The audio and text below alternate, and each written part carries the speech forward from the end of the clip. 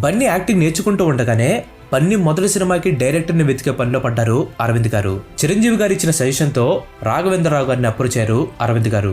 అప్పటికే 99 సినిమాలు చేసిన రాఘవేంద్రరావు గారు తన 100వ సినిమాని చిరంజీవి గారితో భారీగా ప్లాన్ చేశాను, కావాలంటే 101వ సినిమా అర్జున్ తో చేస్తానని చెప్పి ఆయన చెప్పారు.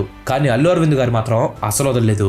ఎంత ఖర్చైనా పర్లేదు, ఎంత డబ్బులు కావాలంటే అంత తీసుకోండి, కానీ మీ 100వ సినిమా మాత్రం మా అబ్బాయితోనే తీయాలని చెప్పి ఆయన పట్టుపట్టారు.